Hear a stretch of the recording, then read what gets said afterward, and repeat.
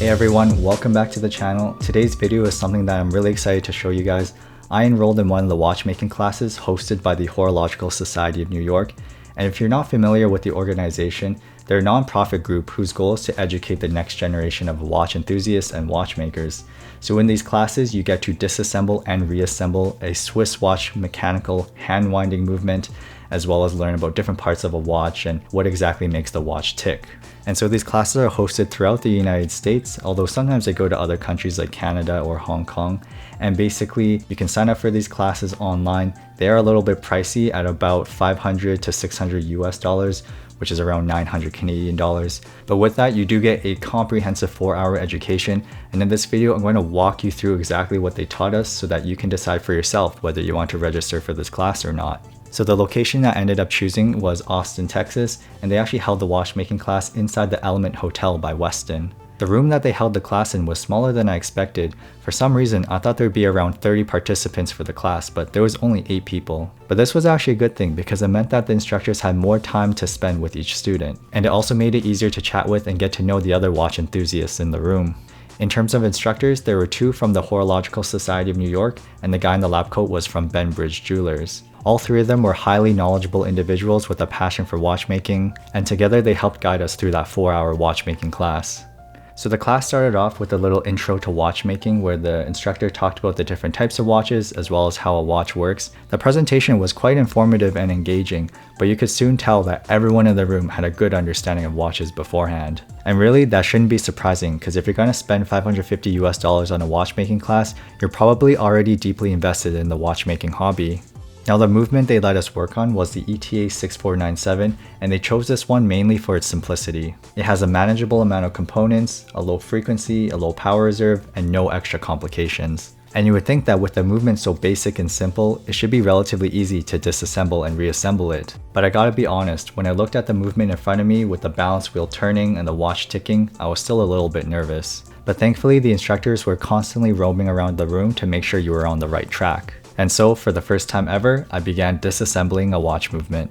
So the first step to disassembly is releasing all that stored energy in the mainspring, and unfortunately this is the only third-person footage of me working on the watch because I didn't have a dedicated cameraman. But I'll still show you some interesting footage that I took while I was working on the movement.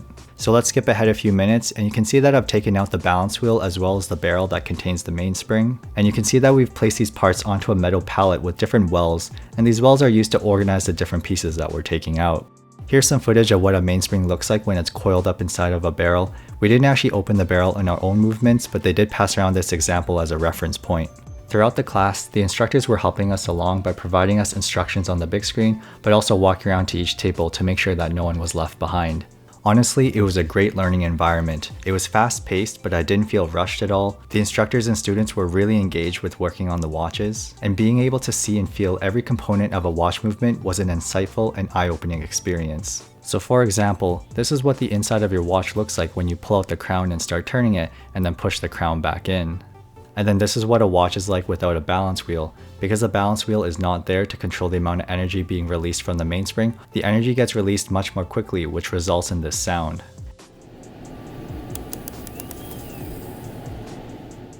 An interesting phenomenon that I picked up while assembling the watch was what happened when I wound up the watch with the crown. You can see that when I stop winding the watch, there's a little bit of kickback where the gears actually go backwards, and therefore the crown is also going backwards too.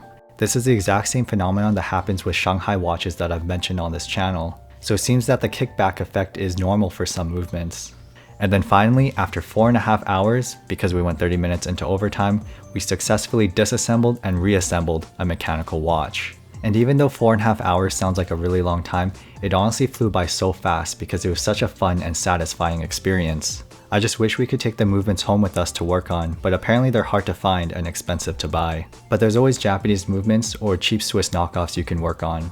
Another added benefit of registering for a class like this is that you're surrounded by other watch enthusiasts. It's a great way to network with others and also to see watches that you've never seen before. There must have been $1 million worth of watches in that room that morning, with brands like Patek Philippe, Rolex, Grand Seiko, and several that I've never heard of before.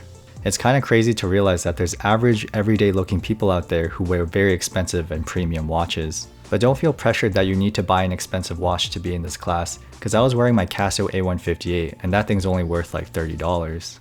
So anyways, that was Horology 101 to 103, hosted by the Horological Society of New York in Austin, Texas. Anyone who has a passion for watchmaking and wants to have a better understanding of how a watch ticks should definitely take this class. Admittedly, it's not the most affordable class as it's around $550 US, but I do think it is worth every penny, and if you are interested, I'll leave a link to their website down in the description below. And on that note, thank you all so much for watching. I hope that you found this video to be informative. Be sure to subscribe for more videos, and as always, I'll see you guys next time.